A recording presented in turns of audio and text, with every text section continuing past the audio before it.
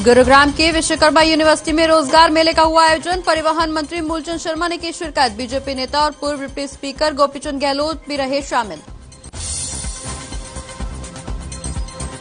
प्रदूषण को लेकर केंद्र ने बनाई फ्लाइंग स्क्वाड और टास्क फोर्स। सुप्रीम कोर्ट ने दी मंजूरी, कहा तुरंत उठाएं कदम।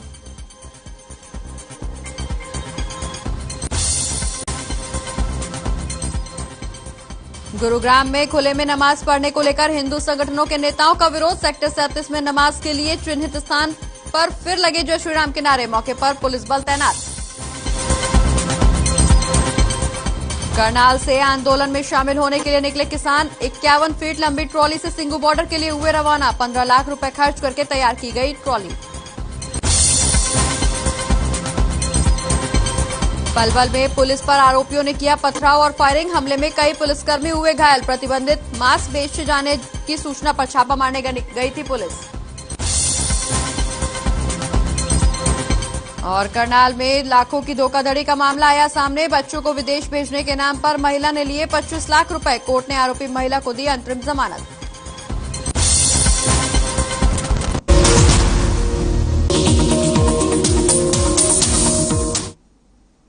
नमस्कार, मैं हूं आपके साथ प्रगति चतुर्वेदी और आप देख रहे हैं हर खबर हरियाणा। 3 बजे की तमाम बड़ी खबरों की शुरुआत गुरुग्राम से करेंगे, जहां सेक्टर 37 में नमाज के लिए चिन्हित जगहों पर फिर से जय श्री राम के नारे लगे हैं। वहीं सैकड़ों की संख्या में आसपास के लोगों के साथ हिंदू संगठन के नेताओं का जमावड़ा भी दिखा।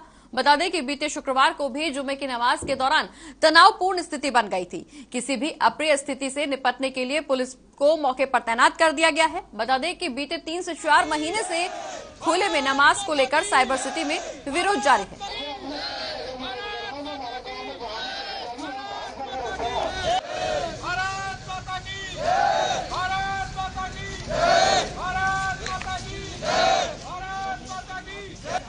के नामे के कुछ जगह डीसी साहब ने 8 जगह कम कर दी थी, उसमें भी ये जगह चिन्हित है। सेक्टर 37 का जो पॉइंट है वो चिन्हित है। यहाँ पर हम प्रशासन की सहमति से यहाँ पर नमाज पढ़ रहे हैं। इल्लीगल अगर प्रशासन मने कर देता है तो हम नमाज नहीं पढ़ेंगे। लेकिन अब सवाल एक पैदा होता है कि ये लोग कौन है जो विरोध कर रहे हैं। अगर इनको किसी भी तरीके की आपत्ति है या शिकायत है तो प्रशासन से बात करें, प्रशासन इस बात का जवाब देगा। आज हमारे सामने खड़े होकर हमारा मुकाबला कर रहे थे, हम मुकाबला करने नहीं आए हैं। हम अपनी सरजमीन को चूमने के लिए आए हैं। हम अपनी नमाज पढ़ने के लिए अदा आए हैं। हिंदुस्तान के अंदर भाईचारा रहे उसके लिए दुआ करने के लिए आए हैं। तो जब तक प्रशासन पीसफुली हमने नमाज कराता रहेगा, इंशाल्लाह हम नमाज पढ़ते रहेंगे। बाकी और लेकिन आज नमाज पढ़ने के लिए हम कल ही डीसी साहब से मिले थे और हमने कहा था कि पिछली बार भी हमारी नमाज के सामने ये कुछ लोग आगे बैठ गए थे माहौल खराब करने के लिए, लेकिन हम फिर भी पीसफुली अपने आप को बैक फुट पे करके वापस चले गए थे नमाज पढ़ के। आज भी इतने विरोध के बाद में जो कि हमारे भाई यहाँ से कहाँ जाएंगे, जिनके जो बाहर से आते हैं, दूर से आते हैं, वो कहाँ जाएंगे जो इंडस्ट्रीज में काम करने के लिए आते हैं। रही भाईचारे की और लॉ एंड ऑर्डर को संभालने के बाद ये प्रशासन की जिम्मेदारी है कि लॉ एंड ऑर्डर संभालना है, कैसे संभालना है। ठीक है, ओके, हट जा, चल। गुरुग्राम के सेक्टर 37 नमाज स्थल पर आज एक बार फिर खुले में नमाज का विरोध देखने को मिला, जहां पर हिंदू संगठन के लोगों ने पहुंचकर जय श्री राम के नारे लगाए और जो लोग नमाज पढ़ने आए थे उनके खुलकर विरोध किया। मैं दिखाना चाहूंगा इस जगह पर ये पूरा जो है नमाज अता की जाती है और इस जगह पर हिंदू संगठन के लोगों ने पहुंचकर जोर शोर से विरोध किया है और साफ तौर पर कहा है कि यहाँ पर नमाज को नहीं होने दिया जाएगा। हालांकि इस नमाज और इस नमाज के विरोध के साथ कुछ सवाल लगातार उठ रहे हैं कि अगर हर शुक्रवार इस तरीके से 2 समुदाय एक दूसरे से भिड़ते रहेंगे तो किस दिन का इंतजार है। ऐसा कौन सी वो बात है जिस वजह का इंतजार जो सरकार की बात करें या फिर जिला प्रशासन की बात करें कर रही है, क्योंकि हर बार तनावपूर्ण स्थिति यहाँ बन जाती है और हर बार कुछ लोगों को हिरासत में लेकर पुलिस कार्रवाई करती है, मगर बार बार ये लोग जो आपस में भिड़ रहे हैं कहीं ना कहीं कार्य प्रणाली पर सवाल उठ रहा है। क्योंकि अभी तक तो सिर्फ विरोध के साथ ही जो है काम चल रहा है, मगर कल को अगर बात बिगड़ी तो एक बड़ा खामियाजा 2 समुदाय के लोगों को उठाना पड़ सकता है। और यही वो सवाल हैं जो लगातार इस शुक्रवार को होते बवाल पर हर बार उठ रहे हैं। तो अब ऐसा देखना होगा कि आखिर जो गुरुग्राम जिला प्रशासन है या फिर हरियाणा सरकार है ऐसे बिगड़ते माहौल को सुधारने के लिए क्या कुछ पुख्ता कदम उठाती है और किस तरीके से इस पूरे मसले का निवारण सरकार द्वारा या फिर जिला प्रशासन द्वारा किया जाएगा। गुरुग्राम से मोहित कुमार, हर खबर। बढ़ते आगे, बात अब मौसम की करेंगे, जो हम मौसम की चाल ने एक बार फिर से हवा के हाल गंभीर कर दिए हैं। दरअसल गुरुवार को दिल्ली देश का सबसे प्रदूषित शहर रहा, जबकि फरीदाबाद दूसरे नंबर पर और तीसरे स्थान पर मानेसर रहा। वहीं पर्यावरण विभाग ने हरियाणा के 4 जिलों में स्कूल बंद करने के आदेश दे दिए हैं। गुरुग्राम, फरीदाबाद, झज्जर, सोनीपत में स्कूल बंद रहेंगे।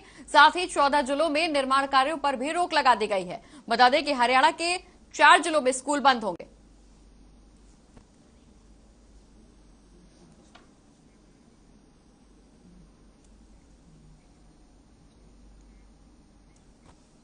तो जहां हरियाणा में 4 जिलों में स्कूल बंद रहेंगे, वहीं प्रदूषण की वजह से एक बार फिर से हवा खराब हो गई है। अब आपको ग्राफिक्स के जरिए दिखाते हैं क्या कुछ वहां के हाल है। तो प्रदूषण पर सरकार सख्त हो गई है। एनसीआर के 4 जिलों में स्कूल बंद करने का फैसला लिया गया है। वहीं गुरुग्राम, फरीदाबाद, झज्जर, सोनीपत में स्कूल बंद रहेंगे। बढ़ते प्रदूषण को देखते हुए ये बड़ा फैसला लिया गया है। 14 जिलों में निर्माण कार्यों पर रोक भी लगा दी गई है। तो प्रदूषण पर सरकार सख्त है। जनरेटर चलाने पर भी यहां सरकार की तरफ से रोक लगा दी गई है। ये देखिए, टीवी स्क्रीन पर जो तस्वीरें दिखाई जा रही हैं, वो साफ तौर पर ये तस्वीरें बयां कर रही है कि प्रदूषण लगातार बढ़ता जा रहा है। वहीं प्रदूषण पर सरकार भी सख्त है। गुरुग्राम, पानीपत, झज्जर, सोनीपत में स्कूल भी बंद कर दिए गए हैं। बढ़ते प्रदूषण को देखते हुए सरकार ने यह बड़ा फैसला लिया है। वहीं 14 जिलों में निर्माण कार्यों पर रोक भी लगा दी गई है। जनरेटर चलाने पर भी यहां पर रोक लग गई है। तो प्रदूषण पर सरकार सख्त है। एनसीआर के 4 जिलों में स्कूल बंद है। वहीं गुरुग्राम, फरीदाबाद, झज्जर, सोनीपत में स्कूल बंद रहेंगे। बढ़ते प्रदूषण को देखते हुए यह फैसला लिया गया है। 14 जिलों में निर्माण कार्यों पर भी रोक लगा दी गई है। वहीं जनरेटर चलाने पर भी रोक लग गई है। 4 जिलों में स्कूल बंद करने के आदेश दे दिए गए हैं। बता दें कि प्रदूषण लगातार बढ़ता जा रहा है। वहीं बढ़ते प्रदूषण को देखते हुए सरकार भी अब सख्ती बरतती हुई नजर आ रही है। जहां इस दौरान स्कूलों को बंद करने का फैसला लिया गया है, वहीं 14 जिलों में निर्माण कार्यों पर भी रोक लगा दी गई है। वहीं जनरेटर चलाने पर भी रोक है। बता दें कि गुरुग्राम, फरीदाबाद, झज्जर और सोनीपत में स्कूल बंद करने का फैसला बढ़ते प्रदूषण को देखते हुए सरकार ने लिया है।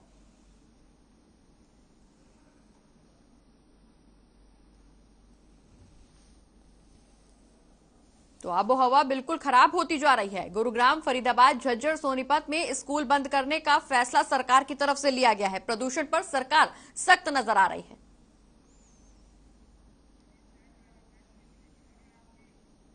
बढ़ते आगे, जहां हरियाणा के अलग अलग इलाकों में बार बार रखरखाव के अभाव में करोड़ों का गेहूं हर साल बर्बाद हो रहा है। अभी हाल ही में यमुनानगर के बिलासपुर में 80 लाख से ज्यादा का गेहूं खुले आसमान के नीचे रखा होने की वजह से बर्बाद हो गया। अब हरियाणा वेयरहाउस कॉर्पोरेशन ने रखरखाव का जिम्मा निजी कंपनी को देने का फैसला लिया है। यमुनानगर में मीडिया से बातचीत करते हुए कॉर्पोरेशन के चेयरमैन नैनपाल रावत ने कहा कि 9 लाख मीट्रिक टन गेहूं के रखरखाव के लिए कंपनी को ऑनलाइन टेंडर दिया गया है। इस कंपनी की जिम्मेदारी रखरखाव से लेकर मरम्मत तक की होगी। उन्होंने ये भी कहा कि बार बार रखरखाव को लेकर दिक्कतें आती हैं। रेवाड़ी में चावल, सरसों की जगह बाजरा रखा गया था। वहीं सीसीटीवी कैमरे भी लगाए गए हैं, लेकिन बावजूद इसके हेराफेरी होती रहती है और कर्मचारी भी इसकी भरपाई भी करते हैं।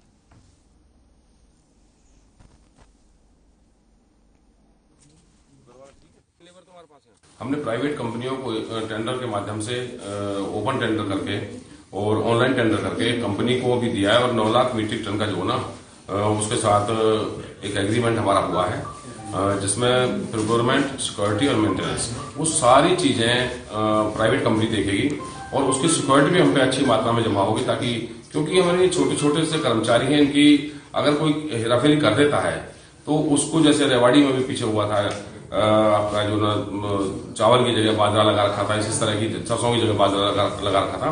तो इन सब चीजों को रोकने के लिए वैसे तो सीसीटीवी कैमरे हमने लगाए हैं, लेकिन इसके बावजूद भी हमने 9 लाख मीट्रिक टन का जो एमओयू है, जो एग्रीमेंट है, वो एक कंपनी को के साथ किया।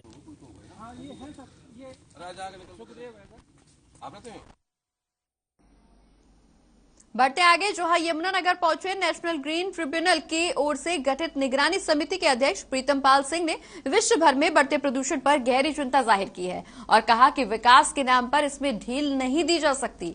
वाहनों से निकलने वाला प्रदूषण बड़ी समस्या है, इस पर सख्ती होनी चाहिए। वहीं अवैध माइनिंग को लेकर उन्होंने कहा कि माइनिंग नियमों के मुताबिक होनी चाहिए, जो भी उल्लंघन करेगा उसके खिलाफ कार्रवाई होगी। उन्होंने यमुनानगर के डीसी और माइनिंग अधिकारियों को माइनिंग क्षेत्रों में दौरा कर जांच करने के आदेश भी दिए।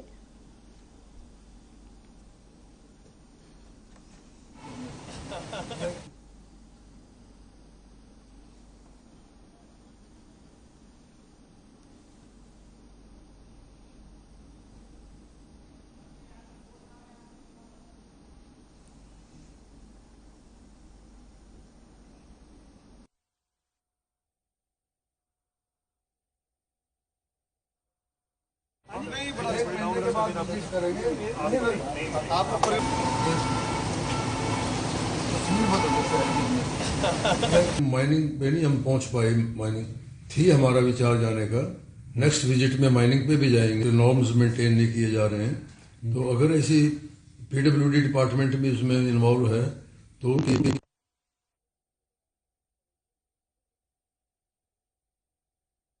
और अगली खबर तोशाम से, जहां तोशाम में मुख्यमंत्री अंत्योदय परिवार उत्थान योजना 2 दिवसीय मेला लगाया गया है। इस मौके पर तोशाम एसडीएम मनीष कुमार फोगाट ने कहा कि अंत्योदय परिवारों को सरकार की जन कल्याणकारी योजनाओं का लाभ देने के लिए मुख्यमंत्री अंत्योदय परिवार उत्थान योजना के अंतर्गत 2 दिवसीय ब्लॉक स्तरीय मेले का आयोजन खंड विकास एवं पंचायत अधिकारी कार्यालय में किया जा रहा है। वहीं एसडीएम ने आयोजित इस मेले में विभिन्न विभागों की योजनाओं के स्टॉलों का अवलोकन भी किया।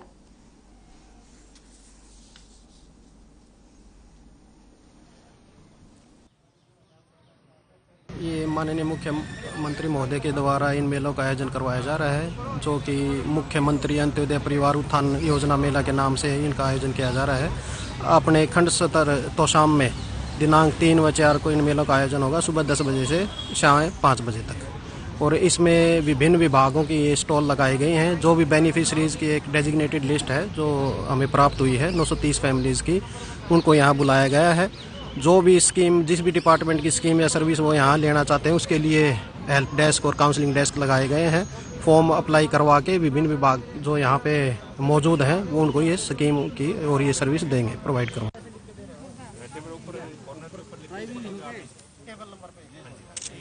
इस बारे में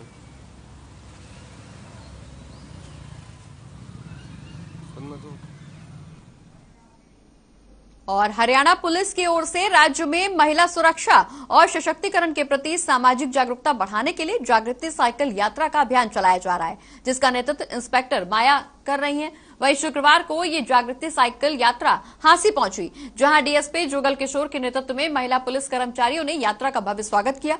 बता दें कि जागृति साइकिल यात्रा के इंचार्ज इंस्पेक्टर माया का कहना कि किसी भी गांव में महिलाओं की संख्या दिखती है तो वो उन्हें जागरूक करती हैं।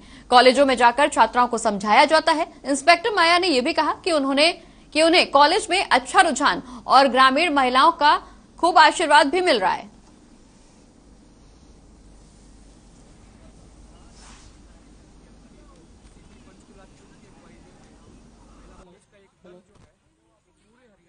हमारी ये जागृति यात्रा जो कि महिला हरियाणा पुलिस के द्वारा निकाली जा रही है और ये हमारे माननीय डीजीपी सर श्री पीके अग्रवाल जी की सोच के अनुसार और श्रीमती कला रामचंद्रन जी के अनुसार और श्रीमती भारती अरोड़ा जो हमारे तीनों माननीय उच्च अधिकारियों का एक ये लक्ष्य था, उद्देश्य था कि ये जागृति यात्रा जरूर निकलनी चाहिए, क्योंकि इस यात्रा का उद्देश्य यही है कि महिलाओं को और जो गांव की महिलाएं जिनको पता ही नहीं है कि उनके लिए कितनी स्कीम हरियाणा सरकार ने बनाई हुई है, कितना कुछ हरियाणा पुलिस उनके लिए कर रही है और उनके लिए कितने न्याय की जो संस्थाएं बनी हुई हैं, तो इन सभी की जानकारी देने का हमारा उद्देश्य। बढ़ते आगे बात अब रोहतक की करेंगे, जहां पुलिस महानिदेशक संदीप खिरवार आईपीएस ने बहादुरगढ़ का दौरा किया। बता दें कि सदर थाना बहादुरगढ़ का औपचारिक निरीक्षण करते हुए एडीजीपी संदीप खिरवार ने थाना की बिल्डिंग, तमाम रिकॉर्ड, सीसीटीएनएस और कंप्यूटर कक्ष का भी निरीक्षण किया। साथ ही इस दौरान उन्होंने कहा कि पुलिस हमेशा आम जन की सेवा के लिए तत्पर है। किसी भी व्यक्ति को कोई भी परेशानी हो तो वो 112 डायल करके सूचित करे। पुलिस 24 घंटे आम जन की सेवा के लिए उपलब्ध है।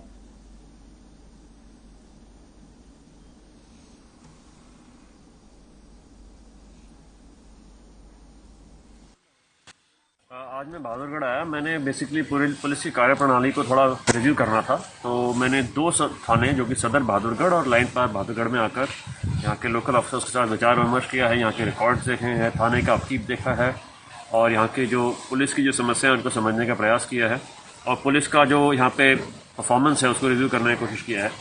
तो कुछ छोटी मोटी मेरी ऑब्जर्वेशंस हैं जो मैं अलग से लिख के भेजूंगा और ओवरऑल जो यहाँ पे वर्क है सेटिस्फैक्ट्री है और इम्प्रूव करने की ज़रूरत है, जो हमेशा इम्प्रूवमेंट का प्रयास हमारा निरंतर जारी रहता है।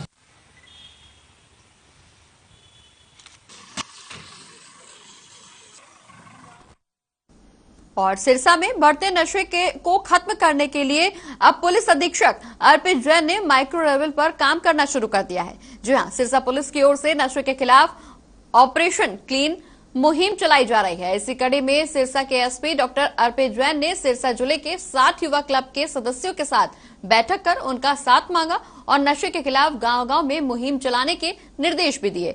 एसपी डॉक्टर अर्पित जैन ने कहा कि नशे को खत्म करने के लिए जन जन को आगे आना होगा, हम सबको मिलकर काम करना होगा, तभी नशे के खिलाफ हम लड़ाई लड़ सकेंगे। वहीं बैठक में पहुंचे युवा क्लब के सदस्यों ने भी पुलिस का साथ देने की बात कही।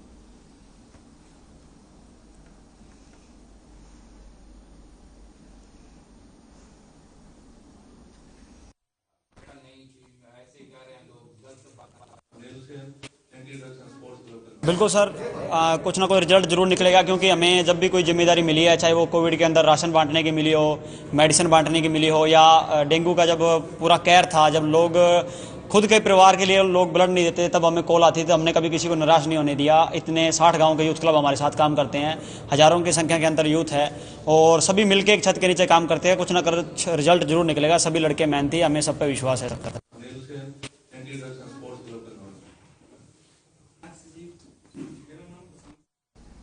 रेवाड़ी में सर्कुलर रोड पर अक्सर जाम देखने को मिलता है, जिस पर ध्यान देते हुए सरकार ने शहर के मुख्य चौराहों पर ट्रैफिक पुलिस तैनात कर दी है। बता दें कि सर्कुलर रोड को जाम मुक्त करने के लिए प्रशासन ने इसे 1 वे में तब्दील किया है, जो कि 7 दिसंबर तक जारी रहेगा। गौरतलब है कि शहर का सर्कुलर रोड लगभग 5 किलोमीटर लंबा है, जो शहर को चारों ओर से जोड़ता है। सड़क के दोनों ओर से भारी मात्रा में खड़े वाहनों की वजह से यहां जाम की स्थिति बनी रहती है।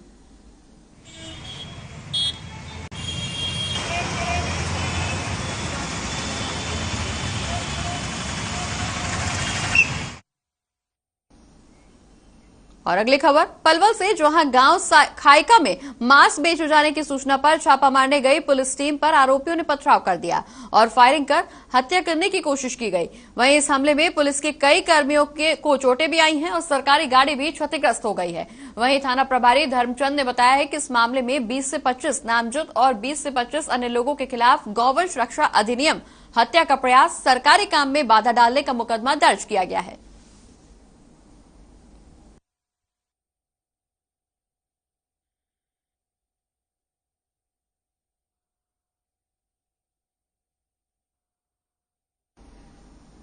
और अब बात महेंद्रगढ़ की करेंगे, जहां क्षेत्र के आकोदा धनौदा दहेज मामले में पुलिस ने वरपक्ष के 3 नामजद लोगों को गिरफ्तार कर कोर्ट में पेश किया था, जहां जज ने उन्हें जमानत दे दी है। दरअसल आकोदा गांव की लड़की रिंकू की शादी धनौदा निवासी सोनू के साथ तय हुई थी, जहां वधु पक्ष की तरफ से 20 नवंबर को लग्न पूजन सहित सभी रीति रिवाज निभाए गए, लेकिन वर पक्ष को उनकी इच्छा अनुसार दहेज नहीं मिलने पर लड़के वाले बारात लेकर लड़की के घर पर नहीं पहुंचे, जिसके चलते 23 नवंबर को इस मामले को लेकर पंचायत की गई थी, जिसमें वर पक्ष के खिलाफ दहेज को लेकर शिकायत दर्ज करवाई गई थी।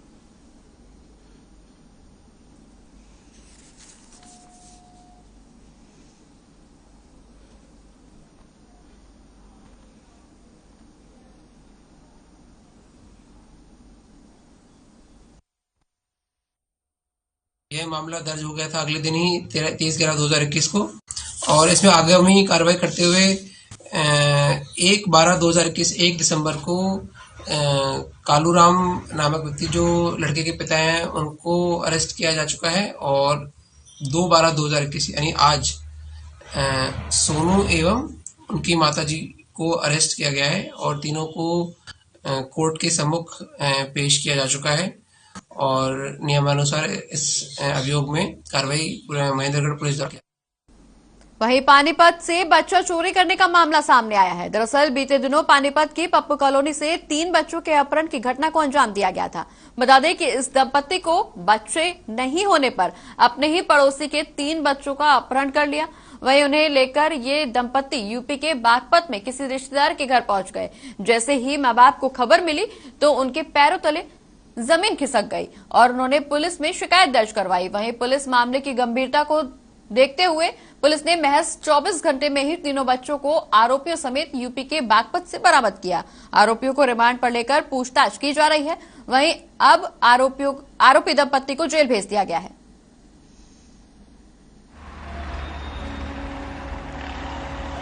27 तारीख को कविता नाम की लेडीज ने पर्चा दर्ज करवाया था कि उनके 3 बच्चे हैं जो पड़ोसी पे शक जाहिर किया था कि पड़ोसी ने बच्चे अगवा कर लिए हैं, जिस पर पुलिस कार्रवाई करते हुए 30 तारीख को उनको ट्रेस कर लिया बच्चों को, और जो दंपत्ति थे राजवीर और एक अनीता लेडीज थी उनको अरेस्ट कर लिया और जुडिशियल में भेज दिया। दोनों को बच्चे उनके माँ बाप के वाले का।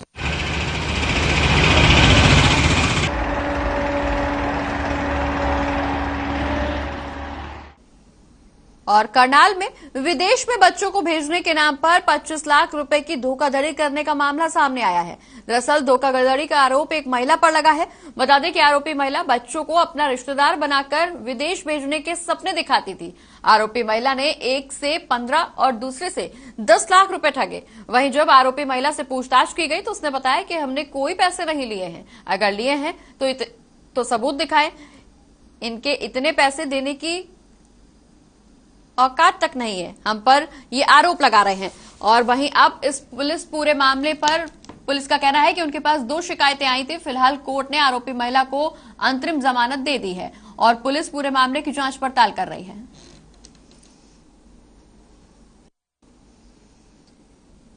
तो 25 लाख रुपए की धोखाधड़ी का मामला यहां करनाल से सामने आया है। दरअसल एक महिला विदेश भेजने के नाम पर लोगों से ठगी करती थी।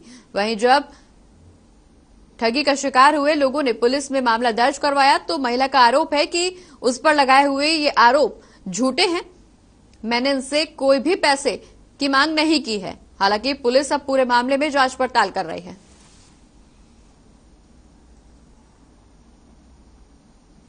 तो 25 लाख रुपए की धोखाधड़ी का मामला यहां सामने आया है। वहीं महिला ने अपने ऊपर लगे आरोपों को खारिज किया है। महिला का कहना है कि उसने किसी से भी कोई भी पैसे नहीं मांगे हैं और यहां ठगी का शिकार हुए लोगों का कहना है कि विदेश भेजने के नाम पर इस महिला ने उनसे 25 लाख रुपए लूटे हैं। हालांकि पुलिस का हस्तक्षेप अब इस मामले में देखने को मिल रहा है।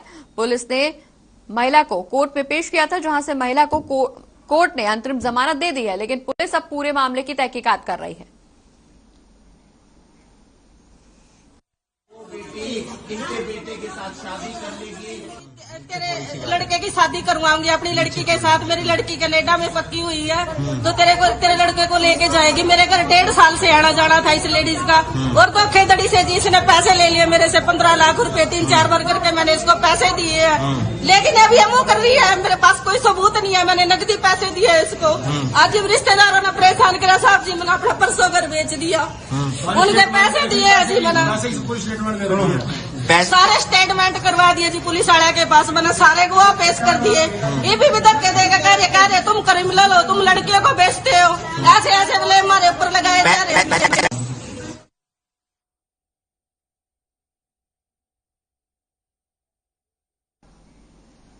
और इसी के साथ 3 बजे की तमाम बड़ी खबरों में फिलहाल इतना ही। मुझे दीजिए इजाजत। नमस्कार।